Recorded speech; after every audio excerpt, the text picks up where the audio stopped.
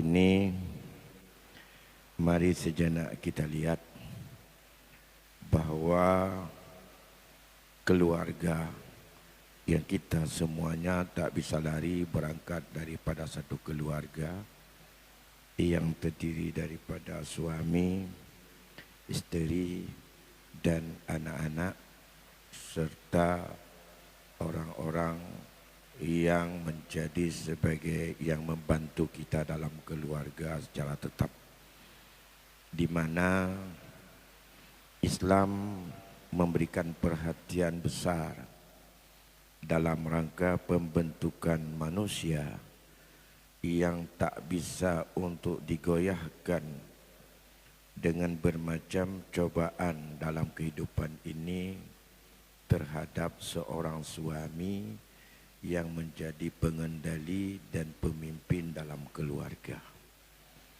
di mana para ulama terutama yang sepakat dengan tokoh ulama besar seperti Imam Al-Ghazali mencoba mengingatkan kita bahwa seorang yang sudah menjadi seorang suami walaupun belum punya anak dan menjadi sebagai sebuah pemikiran dan untuk mempersiapkan diri akan orang yang akan menjadi suami, ada 3 tantangan besar, ada 3 cobaan besar dalam memimpin sebuah keluarga setelah kita menikah, yang sedikit sekali orang bisa selamat daripada tantangan tersebut. Yang semua itu kita alami. Percuma kadang-kadang kita tidak sadar bahwa dampak daripada tantangan yang kita anggap itu sepele dan tidak menjadi masalah, ternyata itu adalah menjadi persoalan besar dalam membentuk keluarga yang bahagia, keluarga yang diharapkan oleh agama, keluarga yang dibanggakan oleh Rasulullah Sallallahu Alaihi Wasallam. Kita kadang-kadang didominasi oleh nafsu yang berorientasi pada kebahagiaan yang semu dan sifatnya hanya duniawi saja. 3 tantangan tersebut atau bahaya yang banyak orang tenggelam di dalamnya, sedikit orang yang terbebas daripadanya adalah bahwa tidak mudah atas seseorang yang sudah menjadi sebagai suami untuk memberi belanja, memberikan kebutuhan rumah tangga terutama kepada istrinya, bahkan untuk dirinya dan juga untuk anak-anaknya yang sumber belanja itu dari harta yang halal.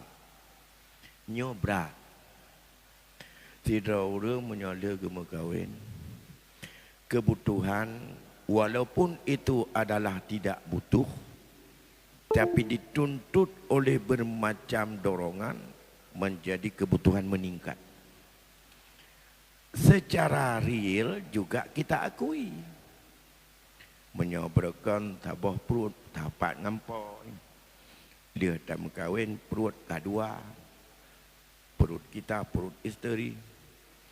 Sebelumnya selera kita sendiri, sekarang selera kita selera isteri. Yang ketiga juga baju, pakaian, segala macam fasilitas. Sebelumnya boleh kita, yang penting ada satu kamar dan bisa tidur malam, gak digigit nyamuk, selesai. Digigit pun tak apa-apa. Sekarang harus representatif. Kalau datang orang, jangankan kita. Sebagai seorang suami yang punya kawan, punya kedudukan, punya sahabat, punya teman, apalagi punya kepentingan publik, itu dituntut bahwa kalau tamu datang tempat duduk harus ada ini, harus ada itu, gordenyan bek dan lalat menang, itu kebutuhan. Bayangkan Isteri Rasulullah saja terjebak dalam konteks itu. Itu kemudahan isteri. Tidak pun pegah, hantar putan. Hingga pada satu ketika rapat musyawarah para isteri Rasul.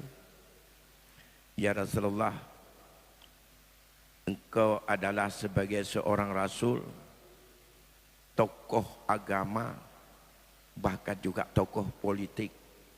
Banyak orang berkunjung.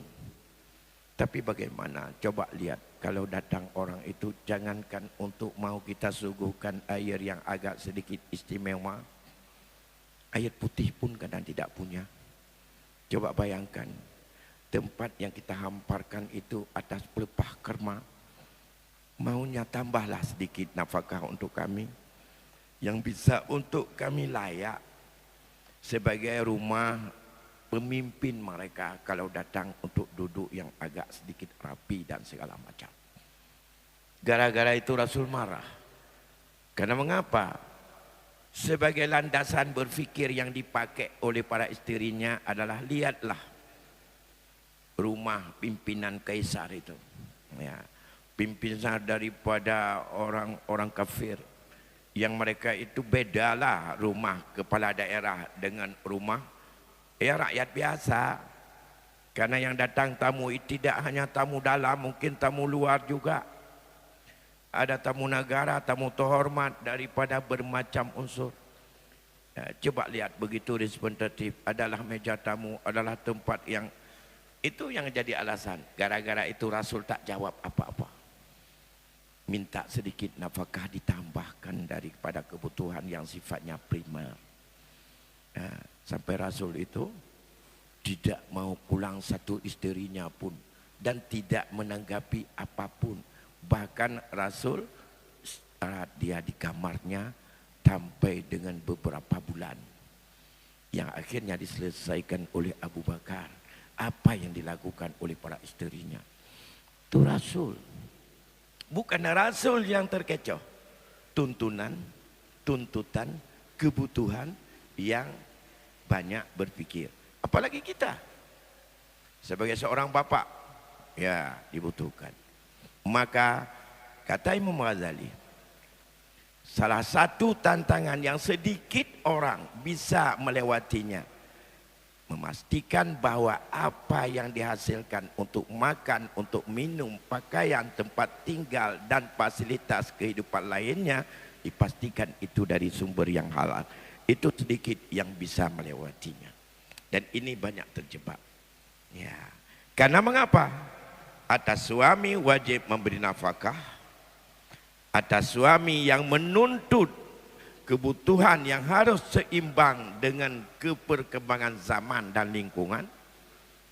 Bila seorang laki-laki saat ia kawin tidak punya usaha yang sudah ada, tidak punya harta yang disimpan, maka sedikit bisa mereka terbebas daripada hal-hal yang terjebak kepada haram dan itu tidak halal. Maka dalam hal ini, apa yang diingatkan di dalam sebuah ungkapan, sebuah kabar diceritakan, annal abda la yuwaqifu indal mizan walahu minal hasanati amsalul jibal wa yas'alu an ri'ayatin a'ilati wal qiyami bihim wa an malihi min aina iktasabah wa fima anfaqah hasta yastaghriqa bitilkal matalib kulla a'malihi fala tabqalahu hasanatun fatanadil malaika hadzal ladzi akala ayalu hasanatuhu fid dunya wartahinul yawma bi'amalihim. Dalam kabar itu diceritakan bahwa seorang hamba atau seorang suami nanti ia dihentikan, dihalang oleh keluarganya saat dekat dengan mizan. Dan segala timbangan itu dihadang oleh keluarga kita, oleh isteri kita, oleh anak-anak kita. Ya, di mana pada hari kiamat, di mana pada hari itu ia banyak kebajikan, bahkan diumpamakan seperti gunung yang besar, yang kebajikan, pahala tarawih, pahala sunat, pahala zikir, pahala macam-macam. Sembahyang sunat, ubina pahala kamu dapat kat nyam nandum. Tinggal tapi watanya dihadang dia oleh keluarganya. Dan saat itulah mereka ditanyakan bahwa kebajikannya itu adalah ditanyakan oleh ahlinya saat ia berdiri dengan dengan segenap apa saja yang dia dilakukan. Yang pertama tentang hartanya, dari mana ia ambil dan ke mana ia lakukan. Ia nafkah yang diberikan itu, apakah itu dari halal atau yang haram. Urun cik getanya, yang gebi rezeki ke getanya, nyan getanya roh, get nyan piruh, tapi masing-masing tetap tuntut watanya.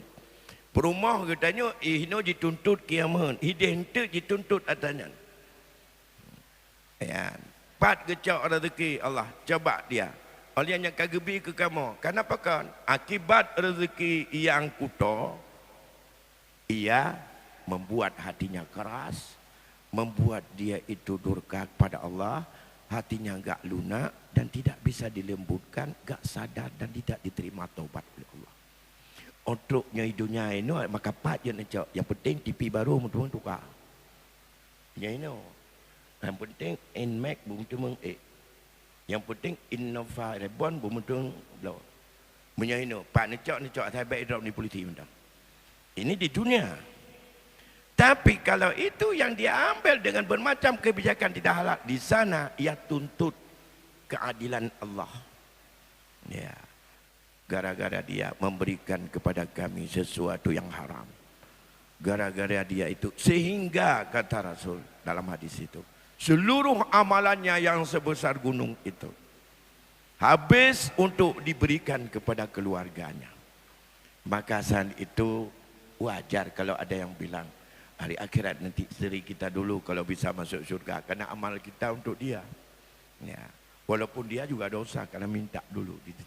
Tapi minta sama isteri kepada kita, permintaan anak kepada kita, itu tidak dalam bentuk paksaan, yang tidak diberikan dalam kategori itu darurah. Percuma karena lembut dan indahnya suara dalam meminta, lunak hati dan mana saja ambil. Olah bahasa sekarang. Kecuali kata Rasul, menurut Imam Ghazali, yang bisa selamat dari bahaya pertama ini, saat kawin, kalau dia modalnya kuat, dalam hati imannya mantap, orang yang dia sebelum kawin sudah ada usahanya. Ya. Sebab menyodia mengkawin kalau nak usaha, menyopjut ke pegawai, belawa pijut, yang penting belah. Belawanya pikir dengan riswah. Apapun ketempuh, tapi menyodia mengkawin karena dia akan mempertahankan bila modal sudah ada dalam hati. Yang kedua, kalau dia punya keahlian, keterampilan dan keahlian yang dibutuhkan oleh orang banyak, namun keahliannya ia melakukan dengan keahliannya, dia ambil jasa dari keahliannya, tapi hati-hati kata Imam Ghazali, maunya keahlian itu jangan berorientasi kamu dengan raja. Masa Imam Ghazali kagak ingat menyona keahlian, ahli pegot tutu, ahli pegot jalan, ahli pegat luang, ahli proyek untuk anak yatim, ahli proyek keluarga kasihan, ahli mandum-mandum tak jauh cukup ke pada buat program yang menu yang adanya. Kamu bagus bila itu bisa kamu untuk gali di dalam kemampuan kamu menghidupkan usaha, menghidupkan mereka, tapi jangan orientasinya kamu ini adalah keahlian yang kamu terima daripada bekna hubungan dengan raja. Matai mengadali Allah. Menyamunan punya kait ada nama tamu menyambung raja. Nyo gedanyo arah kepada cubhat paling besar. Tender proyek paling besar. Paling besar terjadinya mudah untuk terjebak kepada sesuatu yang tidak diridai oleh agama. Dan itu di dunia legal, dalam agama enggak legal. Bapak Ibu sidang jamaah yang dimuliakan Allah, yang kedua. Yang ketiga, yang besar kemungkinan selamat dari tantangan pertama adalah orang yang orang tuanya atau keluarganya meninggalkan kekayaan daripada bentuk harta warisan. Ini salah satu kekuatan ekonomi. Orang selamat daripada syubhat dan haram bila keluarganya yang telah mendahuluinya meninggalkan harta warisan kepadanya. Bayangkan kalau harta warisan itu ditinggalkan tapi tidak bisa dimanfaatkan, sama dengan itu kezaliman yang paling besar lagi. Saya tidak punya kerja apa-apa, tidak punya keahlian, saya tidak ada usaha.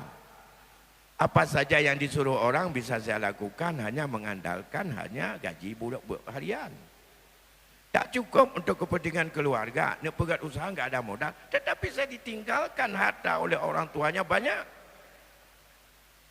Tapi harta itu tidak bisa saya pakai. Enggak bisa untuk menghidupkan dirinya. Ini juga tidak bisa menghidupkan dia. Bahkan dua sebab masalah timbul. Masalah yang pertama, dia merasa bahwa ada harta, tapi merasa bahwa dia tidak punya apa-apa. Ini yang paling sedih dalam keluarga. Nah limau dalam keluarga. Nah harta kekebah le cik itu. Nilainya 50 juta siapa. Tapi limaunya hanya mungkin digunakan oleh satu atau dua di antara 5. Yang menurut mereka itulah yang paling bagus. Menurut saudaranya yang lain bukan itu yang paling bagus, cepat menghidupkan. Keahlian 2 orang memang bidang apa harta yang ditinggalkan. Misalnya orang tuanya meninggalkan kebun sawit ada 20 hektar, milik 5 orang, 5 20 ada 4 hektar satu orang. Tapi pekerjaan anak-anaknya yang 5 orang ini tidak semua adalah sebagai tukang kebun sawit. Mereka bukan petani dan bukan sebagai orang pekebun. Ada yang tukang becak, ada yang mocok-mocok, ada yang mugengkot. Kalian mereka. Ada yang mereka itu adalah bawa jajan anak-anak. Cari yang nemin, make kue-kue ataupun segala macam, apakah es pro macam-macam. Itu. Sedangkan 2 orang mereka di kebun. Nah, mereka yang butuh modal ini adalah untuk bisa membuat usaha sendiri. Selamanya gemung engkot diganyan penakan dengan Honda sakit, boleh Honda begat. Ataupun mungkin pakai becak. Tapi becaknya hanya ngemlau. Karena lah bangkot tiurau ke tiurau hanya tiap rumah hartana.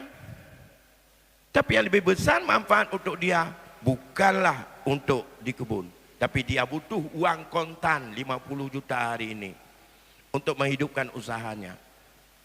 Kita dibatasi oleh tradisi dan adat.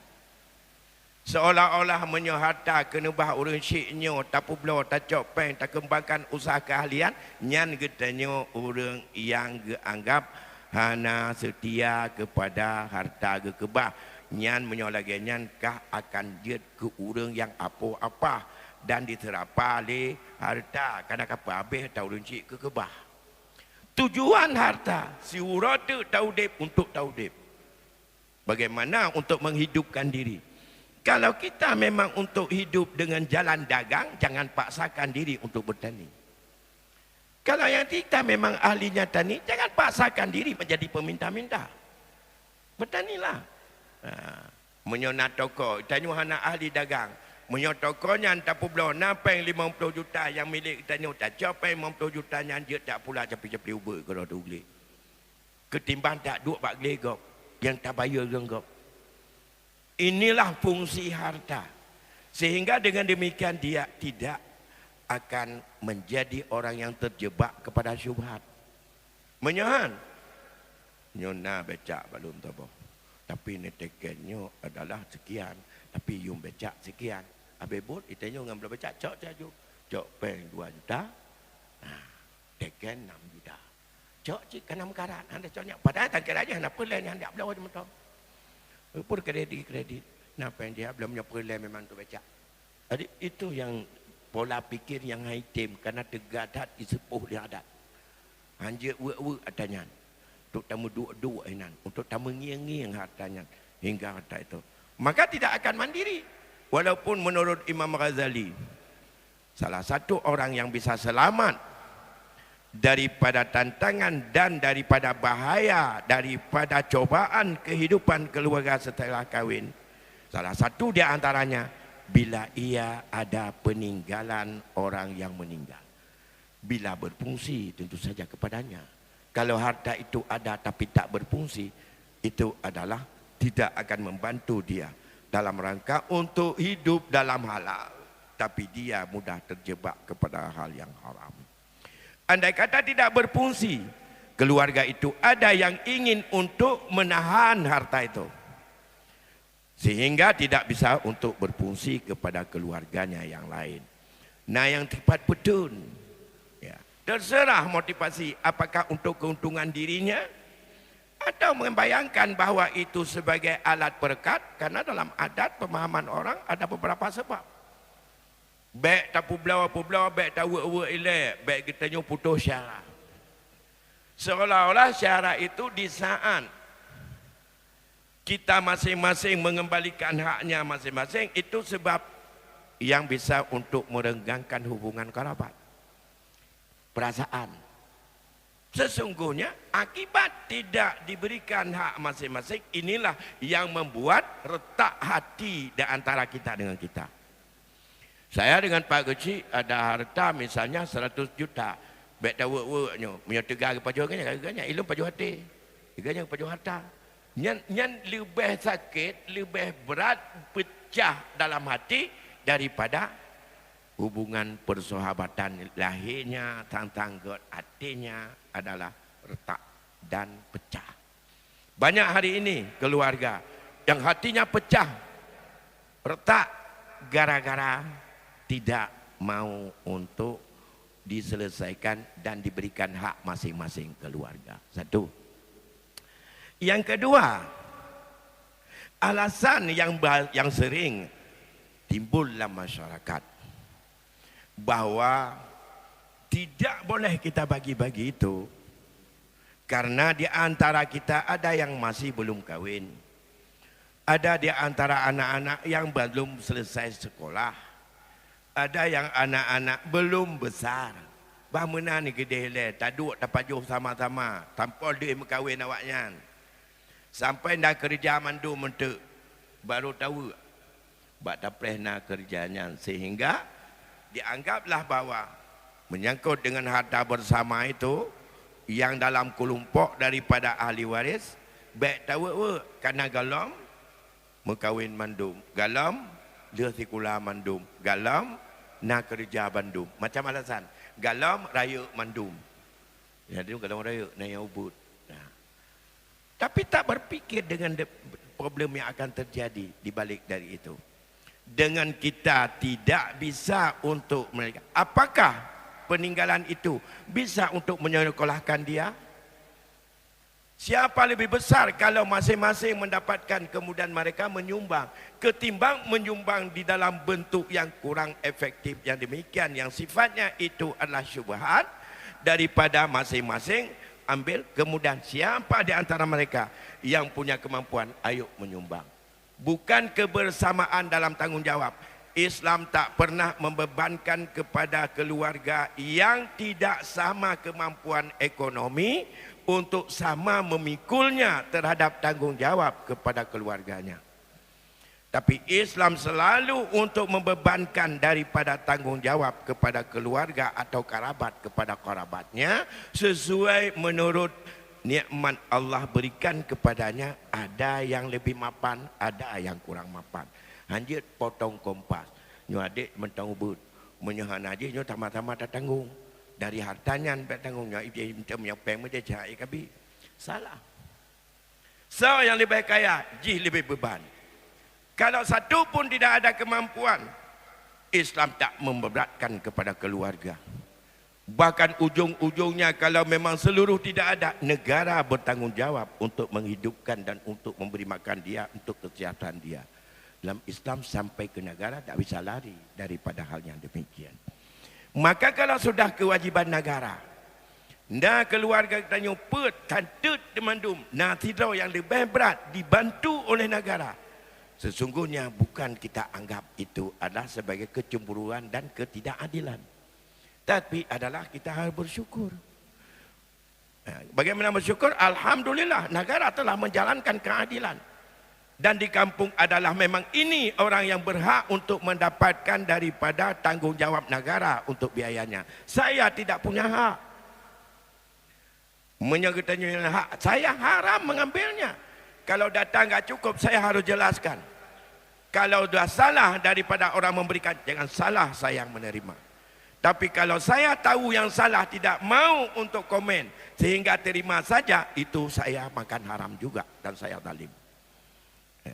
Misalnya, ada bantuan, misalnya bantuan langsung kalau sekarang. Yang diberikan kepada kualifikasi orang-orang yang sangat rendah pencaharian dan sumber ekonomi. Saya tidak masuk dalam klasifikasi itu. Karena data saya adalah sesuatu yang tidak samparan saya sampaikan. Terus, lantas begitu terima home kakak kali kirim dan kaitun, saya haram menerimanya. Kalau saya bukan orang yang berhak sesuai dengan standar untuk diterima. Tapi saya wajib untuk ini berikan kepada orang yang berhak. Siapa yang sesungguhnya? Lagiannya dalam hukum katanya. Andai kata umat ini hari ini dengan data pemerintah yang agak amburadul, siapa yang kencang melaporkan itu yang tercatat, siapa yang pasif dan tidak pernah melaporkan, walaupun dia miskin bahkan fakir tidak pernah untuk tersentuh. Andai kata umat Islam di lingkungannya itu jujur dengan tauhidnya, itulah garis pengontrol. Jangan ngontrol, mengapa saya enggak? 2 tahun yang lalu, tak lama, ini bukan dengan bantuan negara, tapi hanya masalah zakat. Ada di antara ibu-ibu yang marah-marah karena sebelumnya ia selalu dapat zakat fitrah. Begitu enggak dapat pada tahun itu, dia marah karena setelah diteliti dan ditemukan data kesalahan yang sebelumnya. Mengapa? Ia memang suaminya enggak ada lagi, dia janda, tapi dia mantan pensiunan polisi, pensiunan PNS, ada gaji pensiun. Yang kedua, dia punya toko 2 biji, dia punya nehun 1 biji. Percuma dia yang enggak ada 1, suami yang enggak ada. Ia marah, saya kan janda, mengapa saya enggak dapat? Ya. Justru dia marah bukan karena dia punya hak, tidak dapat hak dengan hanya menyandang titel sebagai janda. Ia marah-marah kalau tidak diberikan. Ya. Kita banyak seperti itu. Tapi di antara orang yang salah dari berikan data, mungkin ia kekeliruan dalam memverifikasi data. Orangnya mampu dan ia itu tidak seperti dibayangkan orang miskin di samping rumahnya jauh lebih miskin, jauh lebih fakir, jauh lebih terlantar. Jangankan dia untuk punya rumah, tanah tempat buat rumah juga tidak ada. Apalagi ada aturan untuk bisa dibuat rumah rehab atau dibangun rumah harus ada tanah. Tanah pun tidak punya. Duduk pinjam pada rumah, pada tanah orang. Itu gubuk yang sangat-sangat rehab. Justru ya, dia tegak mengambil, merasa bahwa dia ada perhatian dapat. Orang yang tidak punya rumah itu tak tak merasa bahwa dia itu telah menzaliminya. Dia yang punya hak, mengapa saya ambil? Yang modal berita tidak banyak orang yang mau menegur kepada kebijakan. Yang banyak menegur kalau dia tidak dapat. Itulah ketidakjujuran karena keimanan daripada apa yang kita miliki. Bapak Ibu sidang jamaah yang dimuliakan Allah Subhanahu wa taala. Kemudian dalam ungkapan yang lain disebutkan oleh Rasulullah dalam hadis, awwalu ma yata'allaqu birrijal yaumal qiyamah ahluhu wa waladuhu fayaqifunahu baina yadayillah fayaqulu ya rab khudh lana bihaqqina min innahu ma 'allamna ma tajhalu wa kana yat'imna al-haram wa nahnu la na'lamu ya fataqassalahu minhu.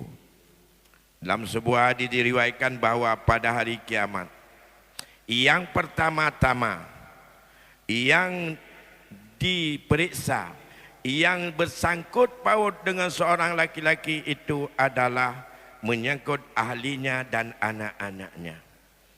Mereka menghentikan daripada seorang laki-laki itu di hadapan Allah. Ia berkata, wahai Tuhan kami, ambil olehmu bagi kami hak kami yang ada pada laki-laki ini.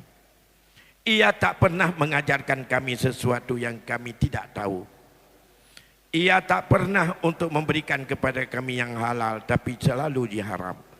Padahal kami tidak tahu, asal dibawa pulang saya makan saja. Ketika itu membalas oleh Allah bagi mereka itu daripadanya dengan siksa neraka dan sangat-sangat dahsyat. La yalqi Allahu ahadan bizambin a'dama min jahalati ahli. Tidak ada dosa yang lebih besar di hadapan Allah nanti kecuali karena keluarganya jahil dan keluarganya tidak pernah tahu bahwa yang diberikan itu dari syubhat dan haram. Nyan dosa yang paling rayu. Yang pertama jibangai. Yang pertama jibangai. Menurut ukuran satu suami, kita kawin dengan seorang isteri. Apa yang tiada tahu berkaitan dengan agama? Temayang, kau betul je. Kaitem temayang.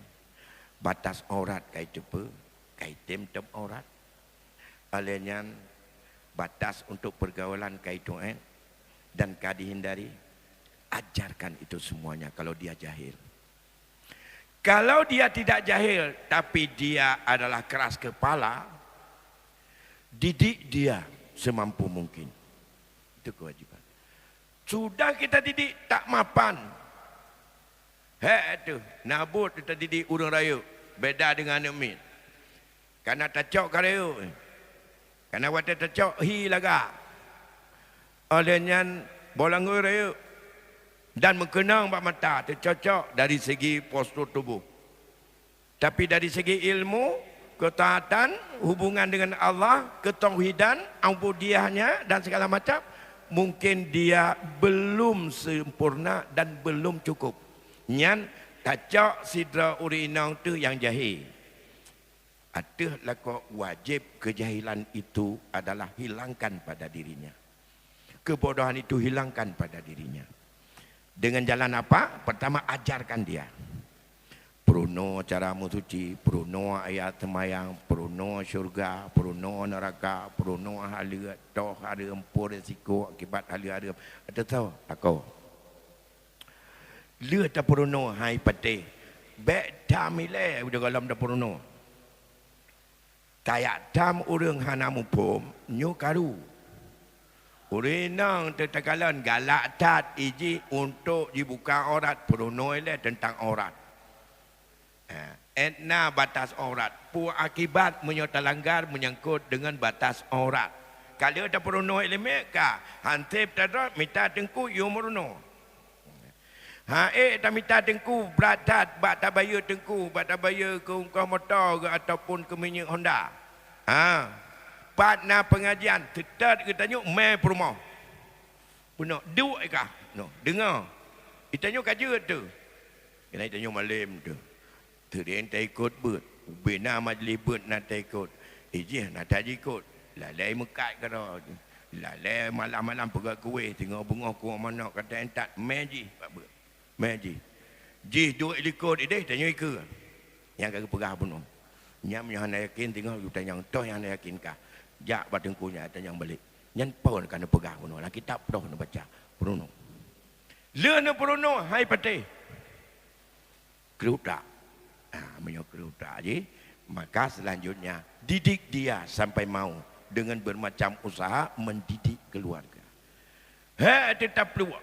Hai tetap didik. Kerah tahu tak. Hai patih. Sunat kebahannya minta lain. Dalam agama sunat calak minta lain. Baik ni fikirnya langkah tat buat temalaknya. Menyakai hanaga sunat dalak. Baik ni fikir cinya yang lain dong. Alah mikir lagi yang itu. Anak tu tahu kai labang lauta tu hanya talak yan pun yan kena le. Mati tu je. Menyogakai. Menyana hanya talak. Dunia akhirat mengikat. Menyo perumah je pelau. Hukum pelau ikatan nikah limau. Limau macam. Nah yang wajib. Enggak. Nah yang haram. Nah yang sunat. Nah yang mubah. Baik pegah tapi yang terakhir yang makruh. Tapi tanya hadisnya cok yang makruh. Fa'adzabul halala indallah talak. Buat hala yang paling kebenci di Allah Ta'ala. Maka baik temalak makruh. Pan makruh. Menyauri naunya dia tadi di. Menyauri nau je tim dan menyohan aja tetem peruno yang baik tapak saja juga lah peruno ile. Ada katanya. Maka kepegah dari Rasulullah yang paling raya dosa orang akhirat adalah menyo keluarga tu jahil. Menyo dia jahil hidayah kon le bag tanya Pak Allah. Kai tu pu kada ta peruno hanale menyo jahil hana itu pu nyi tuntut orang akhirat. Pakai anak temayang, anak pernah kepegai kan yang penting temayang fikir dia nak bulan puasa mentang ataupun teror raya. Pakai air mudra baik lagi temayang lu mudra pe anak temayang kepegai kan yang menyodon pakai bahkan bengai gelun. Mau menyonyang katanya temayang dra tetan temayang ji teteh tanya long kedua kali berat waktu tu. Menyoji jahit. Tapi kalau tadi setelah tadi tidak mapan dengan bermacam usaha, hantipnya dengan tabah watai kadang-kadang tak kurang kegiatan lain. Tak cukup juga. Maka dikatakan ini yang paling berat urus akhirat. Yang pertama adalah bila kita tinggalkan atau kita yang paling besar dari sisi Allah waktu kita menumpuk dengan Allah. Yang pertama jahalatu ahlihi, jahil keluarganya. Yang kedua keluarga kita jahil dengan halal dan haram. Kalau dia kepingin sekali untuk hal yang tak jelas, yang remang-remang, sampaikan, tak boleh. Sampaikan, ajarkan dia dulu. Sehingga terkendalilah sedikit ambisi dan semangatnya serta nafsunya untuk memiliki. Kerana yang orang pegah dia orang baru puah ke kiban ni ganya. Mia kita mau buat tukar tah, yang ubena model tah benai rumah ganya mendung. Menyok kita mau tukar baju, ubena model baju, benar baru rumah ganya mendung. Menanci di patu, ubena model patu, benai rumah ke Bandung. Ubena warna setoken, benar baganyan Bandung. Ubena model kacamata, benar baganyan Bandung. Mulai yang ubur sampai yang raya, mulai yang hitam, yang putih sampai yang kuning. Benar baganyan Bandung. Laginya nafsu. Nafsunya wajar saja, semua orang itu kepingin. Tapi bagaimana mengantisipasinya, didik dia dengan resiko, dengan kemampuan. Wal qasdu fi nafaqatihim, kata Rasul. Hemat dalam berbelanja. Apa makna hemat? Selalu terbuka kepada isteri. Apa yang ada kemampuan ekonomi yang Allah berikan hari ini.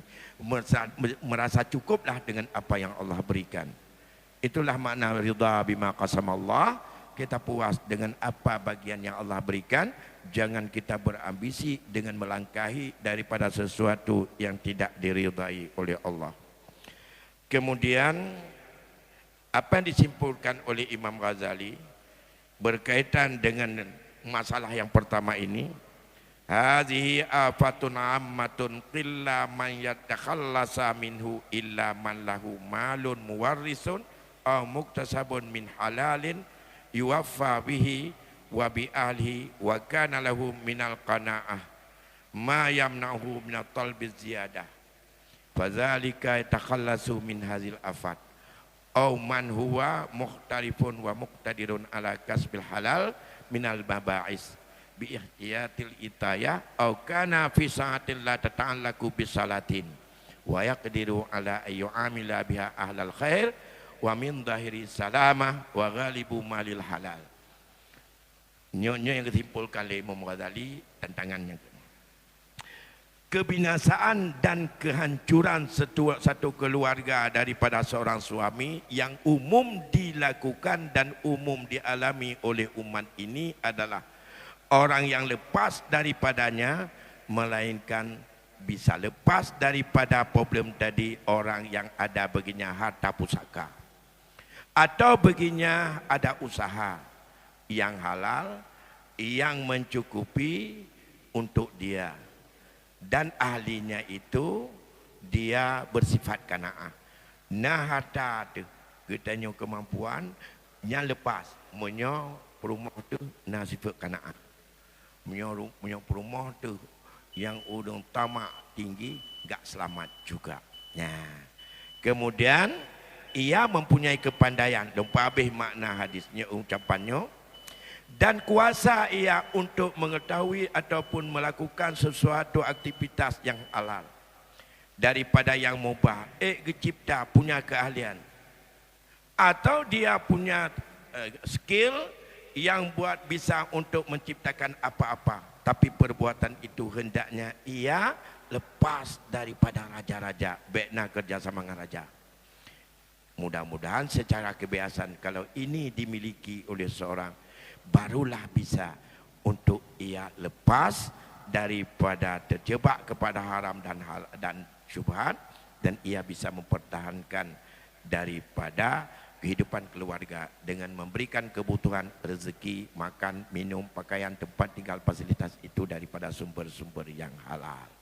Nyo kepada mendengar yang menan payah persiap jiwa katanya dan persiap kemampuan katanya untuk terdidik daripada keluarga agar katanya bisa hidup ridha bil qalil, puas dengan yang Allah berikan sedikit, dan kita wal qasdu fi nafaqatihim, mampu untuk kita berhemat dalam membelanjakan dalam artian sesuai kemampuan yang ada, selera kita tekan daripada tingkat kemampuan yang ada.